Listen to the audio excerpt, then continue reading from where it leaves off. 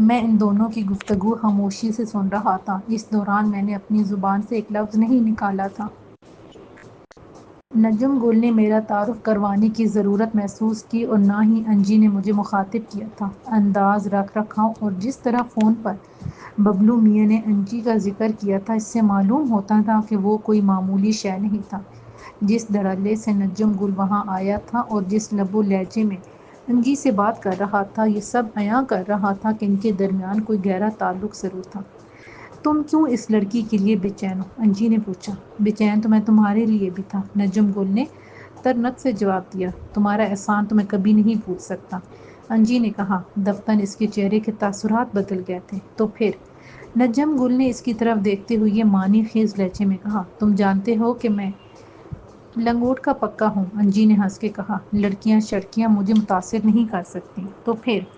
نجم گل نے اس کی طرف دیکھا۔ مجھ سے اگر تم کوئی بات کہو گے، کوئی فرمائش کرو گے تو کیا میں رد کر دوں گا؟ نجم گل نے اس کی طرف دیکھا لیکن بولا کچھ نہیں۔ انجی نے بات جاری رکھی۔ یہ تو بالکل طے شدہ ہے کہ میں تمہاری بات ٹال نہیں سکتا۔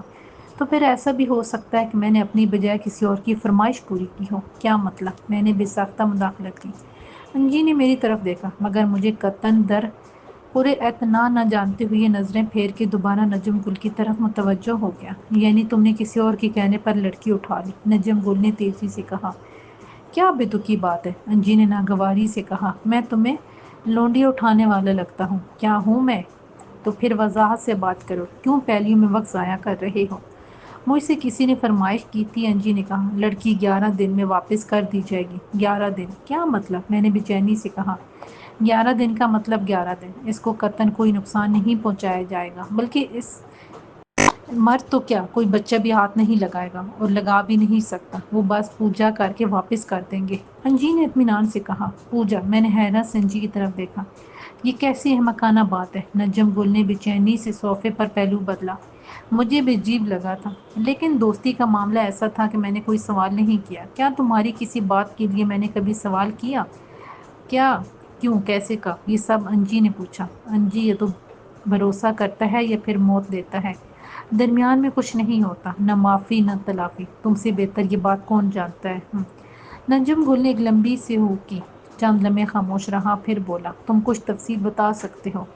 بس یہ وضاحت کر دوں کہ اگر کسی کو وضاحت پیش کرنا انجی کے مزاج کے قطعاً خلاف ہے، لیکن تم کسی نہیں، نجم گل ہوا، اسی لیے بتا رہا ہوں کہ میری ذمہ داری لڑکی کو ایک مخصوص مقام تک پہنچانے کی ہے اور پھر وہاں سے واپس لانے کی۔ اس کے سوا میرا کوئی کام ہے، نہ کوئی مقصد۔ انجی بول کے خاموش ہو گیا۔ میں نجم گل کے چہرے کی طرف دیکھا۔ اس کے چہرے پر سنگین چٹانوں جیسی خاموشی تھی۔ میں نے تیزی سے کڑیاں ملانے کی کوشش کی۔ انجی نے براہ راست عروہ کو اغوا نہیں کیا تھا، بلکہ اس کو اٹھوانے والا ملو گسیارا تھا۔ اس نے عروہ کو انجی تک پہنچایا۔ اب انجی اس کو کہیں اور پہنچانے کی بات کر رہا ہے، اور وہ بھی 11 دن کے لیے۔ اگر کوئی لڑکی 11 دن رات گھر سے غائب رہے تو پھر اس کی واپسی اس کی پاک دامنی کی گواہی نہیں رہتی، چاہے وہ بند دلی کی صورت میں واپس آئی ہو۔ اس کا مستقبل تباہ ہو جائے گا، نجم گل نے کہا۔ اس کی عفت کی گواہی کون دے گا؟ تم نے بتایا کہ اس کو پوجا کے لیے اٹھایا گیا ہے۔ کون سی پوجا؟ کیا اس کو کہیں قربان کیا جائے گا؟ میں نے پوچھا۔ محمل بات کی ہے تم نے، انجی نے خشک لہجے میں کہا۔ ابھی میں نے کہا کہ وہ 11 دن بعد لڑکی کو واپس کر دیں گے۔ ہو سکتا ہے یہ تمہاری تسلی کے لیے کہا گیا ہو، لڑکی کی پوجا، میں نے کہا۔ لیکن نجم گل نے میری بات کاٹ دی۔ لیکن آخر وہ لڑکی عروہ ہی کیوں؟ یہ گلدان مجھے پسند ہے، فرانس سے منگوایا تھا، وہ 12 سنگھا افریقہ سے لیا۔ جو چائے تم پی رہے ہو میری پسند ہے۔ آخر کیوں؟ ہر شخص کی اپنی پسند ہوتی ہے، انجی نے پوچھا۔ کیا تم جو پسند کرتے ہو اس کی خصوصیات کے لیے کسی کو جواب دار ہوتے ہو؟ یہ ایک جیتے جاگتے انسان کی بات ہو رہی ہے، اور تم اتنے بےحس کیسے ہو سکتے ہو کہ ایک جیتی جاگتی لڑکی کو پوجا کے لیے اٹھا لو؟ میں نے نہیں اٹھایا لڑکی کو، نہ ہی میں ایسے کاموں میں ملوث ہوتا ہوں۔ یہ میرے مزاج کے خلاف ہے۔ میری لانچیں چلتی ہیں، جہاز چلتے ہیں، میرے جزیرے ہیں، سمندر پر بھی میری حکومت ہے، انجی نے غصے سے کہا۔ وہ تو صحیح ہے، لیکن کیا وہ یہی ہے؟ میں نے پتہ نہیں کیوں چاروں طرف دیکھا۔ تم کون ہو؟ انجی نے پوچھا۔ طلاق، میری بجائے نجم گل نے جواب دیا۔ اچھا، انجی نے لاپرواہی سے یوں کہا جیسے میں وہاں ہوں ہی نہیں۔ تو لڑکی کو کہاں پہنچایا ہے؟ نجم گل نے سرسری انداز میں پوچھا۔ کیوں؟ بتانے میں کیا حرج ہے؟ نجم گل نے دھیمی لہجے میں کہا۔ دیکھو، میں کسی کے ذاتی معاملات میں نہیں پڑتا۔ اس دنیا میں ہزاروں سر پھرے ہیں۔ میں بزنس کرتا ہوں، کسی کے دین و مذہب سے میرا تعلق نہیں۔ میرا کام ہے ادھر سے ادھر پہنچا دینا اور بس۔ لیکن اس کو کہاں پہنچایا ہے؟ میں نے تیزی سے سوال کیا۔ اس کو بحر الکاہل پہنچایا ہے۔ کیا مطلب؟ میں نے کہا۔ بحر الکاہل کو تو کئی ملک لگتے ہیں، سینکڑوں جزیرے ہیں۔ کوئی واضح نشانی بتاؤ۔ تم نے ان کا تعارف نہیں کروایا۔ انجی نے نجم گل کی طرف دیکھا۔ یہ طلال ہے، نجم گل نے کہا، اور یہ عروہ ایک ہی یونیورسٹی میں پڑھتے ہیں۔ اچھا۔ پہلی بار انجی نے میری طرف دیکھا۔ تو یہ دل کی لگی کا معاملہ ہے یا محض دل لگی؟ میں نے اس کی طرف دیکھا۔ ہماری نگاہیں ملی اور میں پلک جھپکنے بغیر اس کی طرف مسلسل دیکھتا رہا، اور پھر اچانک وہ ہنستے ہوئے نجم گل سے مخاطب ہوا۔ لڑکے میں جان ہے اور جذبہ بھی، نجم گل نے بھی ساختہ کہا۔ مجھے کسی طرح اس تک پہنچا دو، میں تمہارے کام میں مداخلت نہیں کروں گا۔ تو میں تمہیں وہاں کیوں پہنچاؤں؟ انجی نے ہنس کے کہا۔ تم نے لڑکی کو پہنچانے کا وعدہ کیا ہے، میں بھی وعدہ کرتا ہوں کہ اس کو واپس لا کر رہوں گا، جیسی بھی ہو۔ اچھا، یہ تو اونٹ کی آنکھ سے سرما چرانے کی بات کر رہے ہو، انجی نے ہنس کے کہا۔ صاف معلوم ہو رہا تھا کہ وہ مجھے بولنے پر اکسا رہا ہے۔ یہ میرا مسئلہ ہے، میں نے کہا۔ اچھا، انجی کے انداز میں تمسخر تھا۔ بڑا ضم ہے تمہیں خود پہ۔ طلال، ذرا خاموش رہو۔ نجم گل نے مجھے بولنے سے روک دیا اور انجی سے مخاطب ہوا۔ پوجا کرنے والے کون ہیں؟ کیا مطلب؟ انجی نے چونک کے پوچھا۔ صاف اور آسان لفظوں میں پوچھا ہے کہ یہ پوجا کرنے والے کون ہیں، نجم گل نے کہا۔ مجھے دبئی میں ایک پارٹی نے ان سے ملوایا تھا، انجی نے کہا۔ ملوانے والی پارٹی تو مقامی رہی ہوگی، نجم گل نے فوراً سوال کیا۔ ہاں، ہمیں اپنے شہر کے ایک دوست نے ملوایا اور مجھے کہا کہ ایک بندہ فلاں جگہ پہنچانا ہے اور لانا بھی ہے۔ ہمارے لیے تو یہ مسئلہ نہیں، مگر جب بندہ پہنچا تو بندہ نہیں بندی تھی، انجی نے اطمینان سے جواب دیا۔ تم نے پوچھا نہیں کہ کیوں؟ کیونکہ لڑائی میں کیوں پڑوں؟ انجی نے ہاتھ ہلا کے یوں کہا جیسے اپنے اوپر سے مکھی اڑا رہا ہو۔ اگر مجھے اس کام کے اچھے پیسے ملتے ہیں تو پھر مجھے کیا اعتراض؟ کتنے اچھے پیسے؟ میں نے چپتے لہجے میں سوال کیا۔ 10 لاکھ، 20 لاکھ، کتنے؟ بتا دوں؟ تم اندازہ نہیں کر سکتے، انجی نے جیسے اچانک لہجہ بدل کے کہا۔ میں خاموشی سے منہ دیکھنے لگا۔ 1 کروڑ لانے لے جانے کا، اس شرط پہ کہ کوئی اس کو چھوئے گا نہیں، انگلی تو کیا میلی آنکھ سے بھی نہیں دیکھے گا۔ اس نے چند لمحوں کی خاموشی کے بعد بتایا۔ اچھا، نجم گل نے کہا۔ اتنے پیسے لگا کر وہ لڑکی کو واپس کر دیں گے؟ مجھے یقین نہیں آتا۔ اب نیت کا کیا پتہ، انجی نے لاپرواہی سے کہا۔ لیکن بحر الکاہل تو بہت بڑا ہے، وہاں کہاں لے جائیں گے؟ تم جاؤ گے دفتر؟ اس نے مجھ سے پوچھا۔ ہاں، میں نے بلا تأمل کہا۔ تو پھر جاؤ ڈھونڈو، دل لگی ہے یا دل کی لگی، تن بدن میں آگ لگی ہے، عشق پیسہ شعار کیا، تو جاؤ پھر۔ جاؤ اور ڈھونڈو، اس نے کہا اور جیب سے ایک کارڈ نکال کر میری طرف اچھالا۔ جاؤ ڈھونڈو، کنجی تمہیں دے دی ہے، تالا آپ ڈھونڈ لو۔ میں نے لپک کر کارڈ پکڑ لیا۔ اس پر ایک ڈیزائن بنا ہوا تھا، ڈیزائن کیا گیا تھا، لگتا تھا جیسے جگسا پزل کا ایک ٹکڑا ہو۔ اس کو سمجھ لو اور ڈھونڈ لو، انجی نے اطمینان سے کہا۔ یہ کیا ہے؟ نجم گل نے کہا۔ ڈھونڈنے پر ہے ناز تو ڈھونڈ لیجئے، جائیے، میدان کھلا ہے۔ اسا بگدر جیشا، انجی نے یا بامحاورہ اردو میں مجھے چیلنج دیا۔ اچھا، ہم چلتے ہیں، نجم گل نے اچانک کھڑے ہوتے ہوئے کہا۔ ہم دیکھ لیں گے۔ وہ خاموشی سے ہمیں دیکھتا رہا۔ نجم گل پلٹا اور بیرونی سیڑھیوں کی طرف چلنے لگا۔ میں بھی اس کی اقتدا میں تھا۔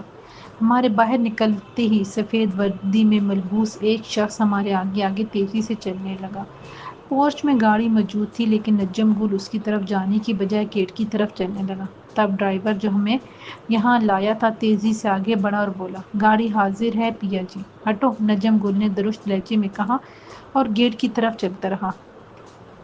پیا جی، ایسا نہ کیجیے، اس نے گگیاتے ہوئے کہا۔ آپ کی ناراضی بجا سہی، میں اس معاملے میں بولنے کی جرات نہیں رکھتا، لیکن ایسے تو نہ جائیے۔ نجم گل رکا اور اسی لہجے میں بولا، پریشان نہ ہو، ہم تم سے تو کیا کسی سے بھی ناراض نہیں ہیں، اور پھر ہمیں حق بھی کیا ہے ناراض ہونے کا۔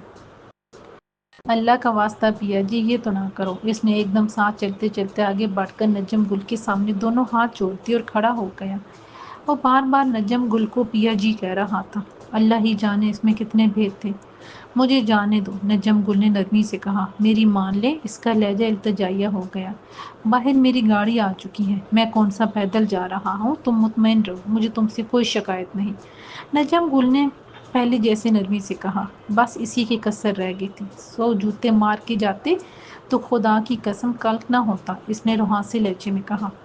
بس کیا کہیں، بعض اوقات جی کھٹا ہو جاتا ہے، ایسے میں جتنا ساتھ رہو ترشی بڑھتی جاتی ہے، نجم گل نے جواب دیا۔ لیکن یہ ترشی تو مٹ جائے گی پیار کی چاشنی سے، اس نے فوراً جواب دیا۔ مجھے بے حد حیرت ہوئی، ایک ڈرائیور کیسی عمدہ اور نفیس اردو بول رہا تھا۔ یا الہی، یہ ماجرا کیا ہے؟ کون لوگ ہیں یہ؟ کن سے مل رہا ہوں میں؟ اتنے میں ہم لمبی راہ گزر کے گیٹ تک آ پہنچے تھے۔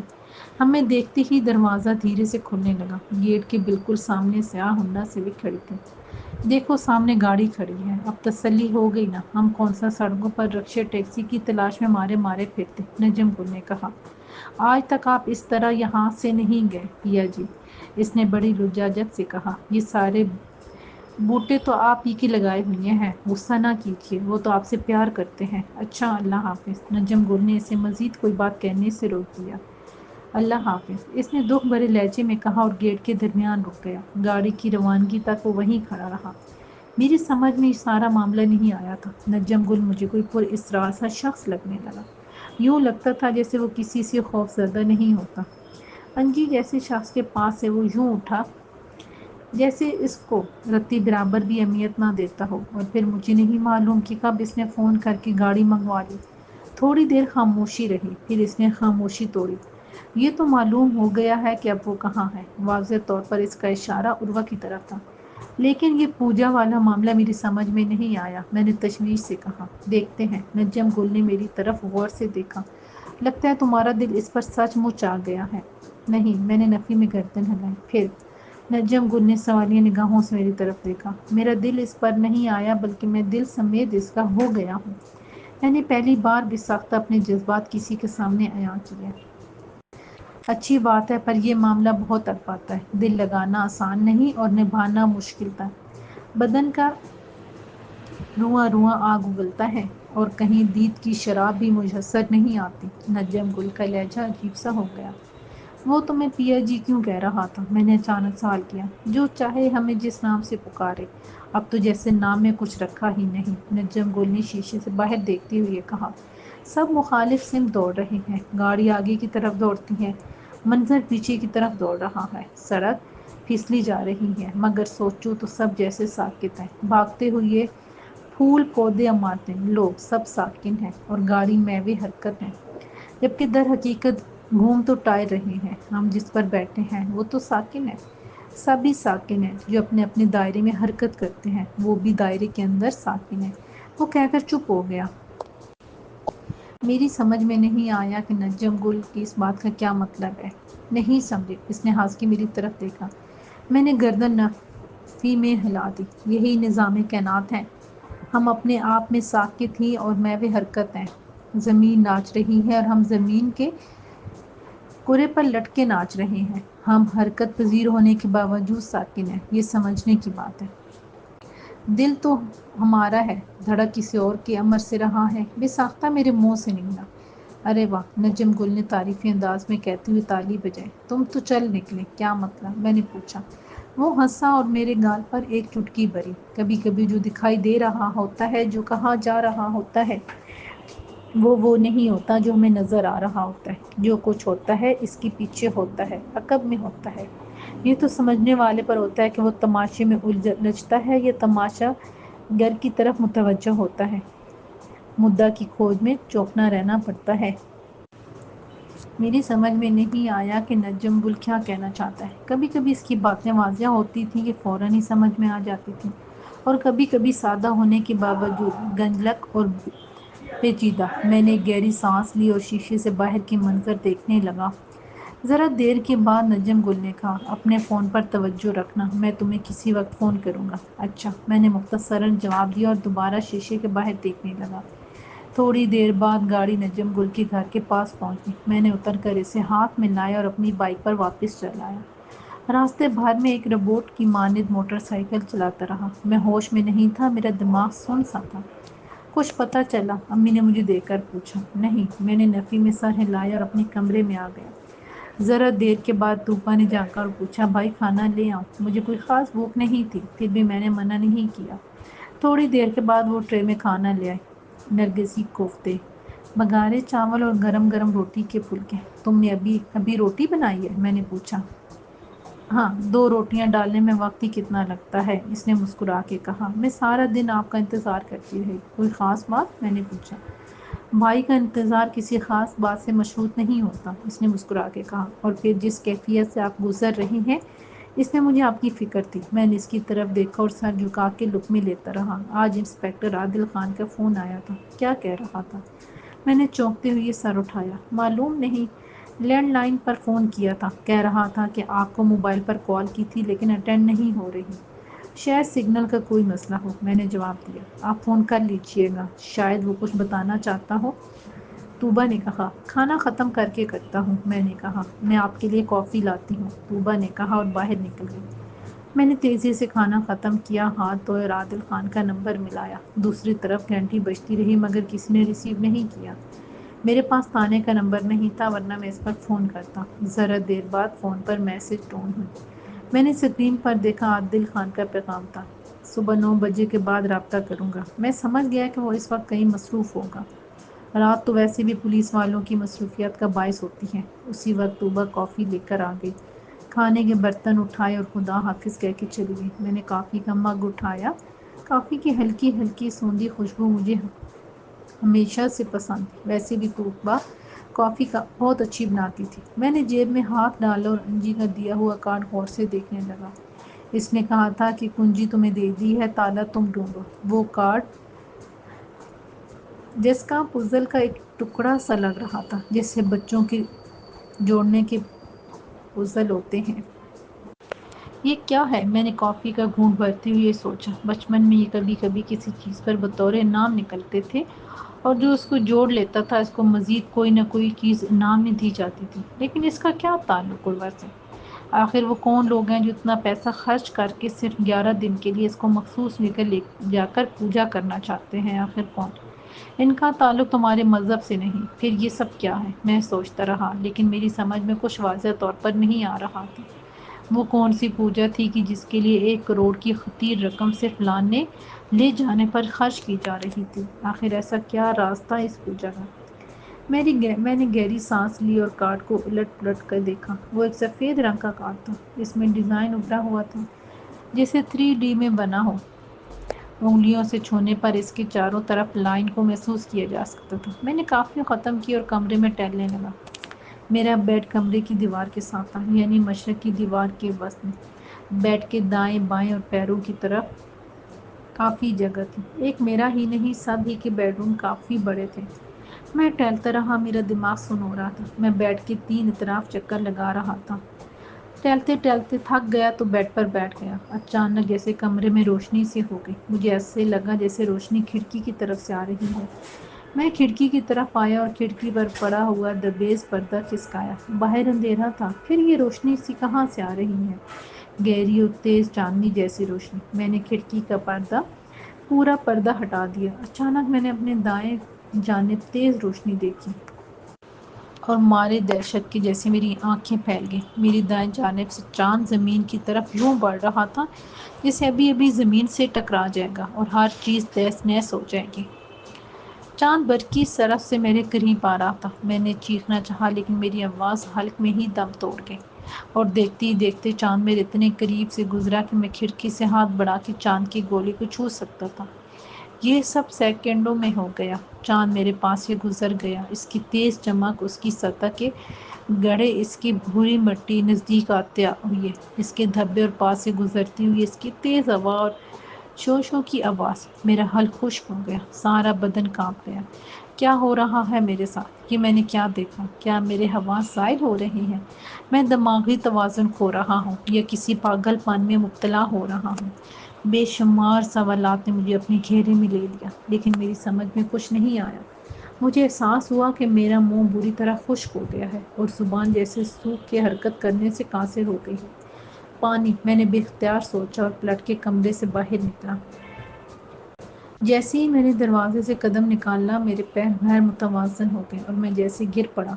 مجھے احساس ہوا کہ میرے پیر زمین چھوڑ چکے ہیں اور میں خلا میں گرتا جا رہا ہوں، جیسے کسی نے پتھر کی طرح مجھے خلا میں اچھال دیا ہے یا پھر تخت و سرہ میں گرا جا رہا ہوں۔ میں گرتا ہوا ہاتھ پیر چلا رہا تھا، میرے منہ سے رفتار کی تیزی کے باعث کوئی آواز تک نہیں نکل رہی تھی۔ میں سوچ ذہن سب جیسے معاف ہو چکا تھا۔ پھر اچانک یوں لگا جیسے میں پانی میں گر گیا۔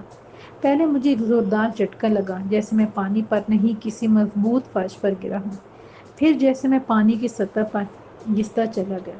ذرا ہی دیر میں پانی میرے منہ میں گھسنے لگا، بے اختیار مجھے زور کی کھانسی آئی اور ایک جھٹکے سے میں ہوش میں آ گیا۔ دیکھا تو میں کمرے کے دروازے کے وسط پڑا ہوا تھا اور میرے سر پہ ٹیسیں اٹھ رہی تھیں۔ میں نے اٹھنے کی کوشش کی لیکن اٹھا نہیں گیا، یوں لگ رہا تھا جیسے ہزاروں فٹ سے نیچے گرا ہوں۔ میں نے زمین پر دونوں ہاتھ ٹکائے اور خود کو بڑی مشکل سے گھسیٹ کر اٹھ بیٹھا۔ میری کمر اور گھٹنوں میں درد کی شدید لہریں اٹھ رہی تھیں۔ میں نے اپنا جائزہ لیا اور میری چیخ نکلتے نکلتے رہ گئی۔ میں پانی میں شراب بور تھا، جیسے ابھی ابھی سوئمنگ پول سے نکلا ہوں۔ میں نے ہونٹوں پر زبان پھیری تو ایک نمکین سا ذائقہ محسوس ہوا۔ میں نے گہری گہری سانسیں لیں اور اپنے ہاتھ کو سونگھا تو اس میں سے عجیب سی بو آئی۔ یہ بو کیسی؟ میں بڑبڑایا۔ تب مجھے یاد آیا کہ یہ بو میں نے منڈورا کے ساحل پر محسوس کی تھی، سمندری پانی کی بو، جیسے سمندر میں جہاں بہت سی مچھلی ہوں وہاں ایک عجیب سی بو فضا میں ٹھہر جاتی ہے۔ کماڑی کی مچھی مارکیٹ میں نے ایسی ہی بو محسوس کی تھی۔ میں لڑکھڑاتا ہوا اور غسل خانے کی طرف بڑھ گیا اور شاور کے نیچے کھڑے ہو کر فل شاور کھول دیا۔ پانی سر سے پیر تک مجھ پر پڑنے لگا۔ 10-15 منٹ تک پانی مجھ پر گرتا رہا، پھر میں نے شاور بند کیا، گیلے کپڑے سٹینڈ میں لٹکائے اور بڑا سا تولیہ لپیٹ کر باہر نکل آیا۔ غسل خانے سے اپنے بیڈ تک کا فاصلہ طے کرتے ہوئے مجھے یوں لگا جیسے مجھے دور تک چلنا پڑا ہو۔ میں بیڈ پر گر گیا۔ میری ہمت نہیں ہو رہی تھی کہ الماری سے شب خوابی کا لباس نکال کے پہن سکوں۔ میں تولیے میں لپٹا ہوا تھا۔ میں نے بڑی مشکل سے چادر کھینچی اور اوڑھ لی۔ پھر مجھے نہیں معلوم کہ کب میری آنکھ لگ گئی۔ مسلسل فون کی رنگ پر میں نے فون اٹھایا اور ریسیو کرتے ہی مجھے محمود کی آواز سنائی دی۔ کہاں ہو؟ میں گھر پر ہی ہوں، اس کے استفسار پر میں نے جواب دیا۔ اتنی دیر سے فون کر رہا تھا، تم اٹھا ہی نہیں رہے تھے، خیر تو ہے نا؟ محمود نے سوال کیا، اس کے لہجے میں تشویش کا عنصر غالب تھا۔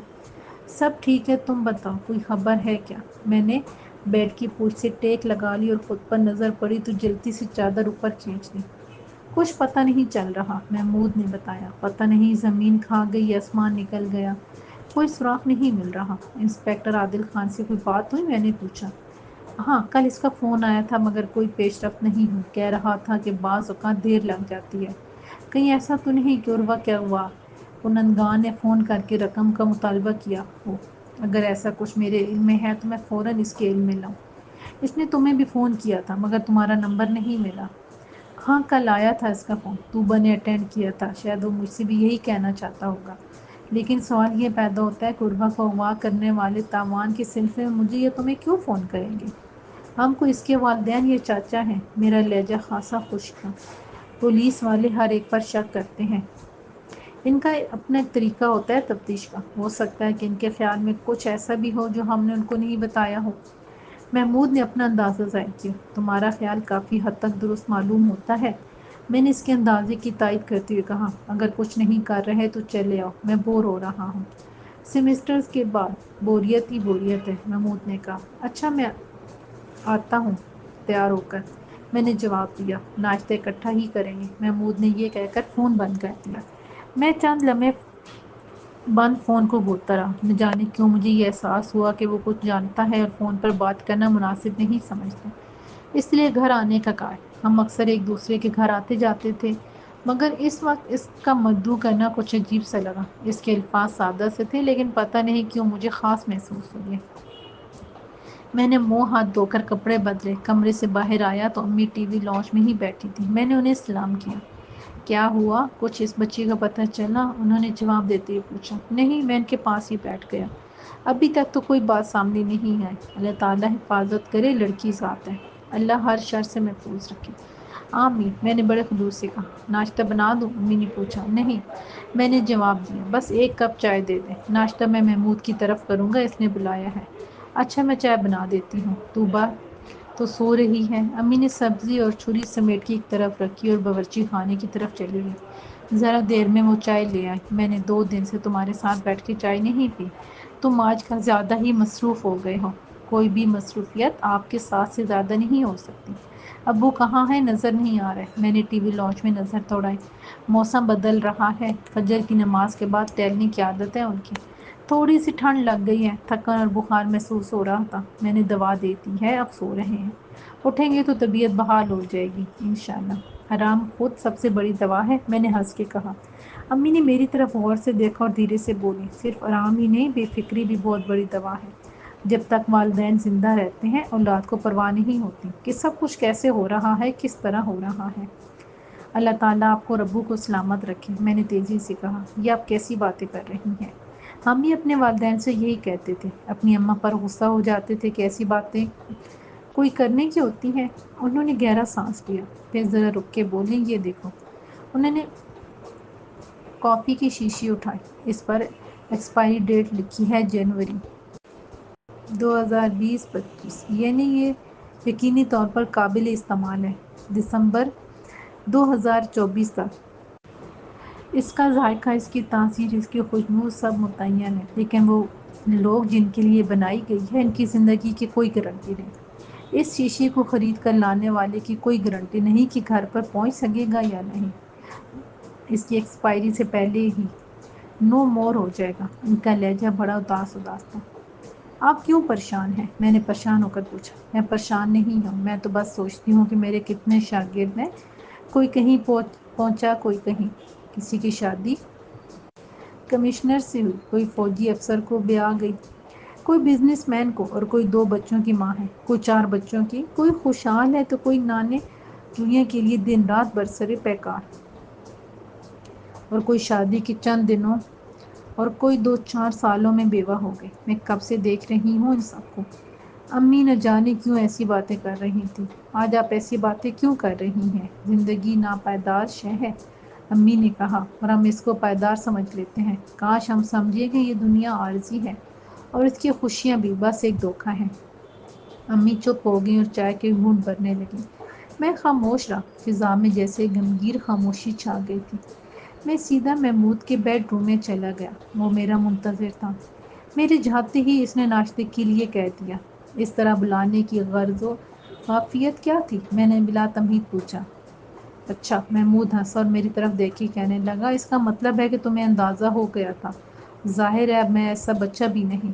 تمہیں تو معلوم ہے کہ ابو کی پوسٹ ایسی ہے کہ انسپکٹر عادل مجھ سے براہ راست سوالات نہیں کر سکتا تھا۔ میں نے پتہ کیا ہے، وہ انتہائی ایماندار اور فرض شناس ہے، اور جس پر اسے ذرا بھی شک ہو جائے اس کو آسانی سے نظر انداز نہیں کرتا۔ ہو سکتا ہے کہ اس نے تمہارا فون ٹیپ کرنے کا کہہ دیا ہو۔ محمود نے ٹوسٹ پر مکھن لگاتے ہوئے کہا۔ کیوں؟ میں نے حیرت سے پوچھا۔ کیا وہ مجھ پر شک کر رہا ہے؟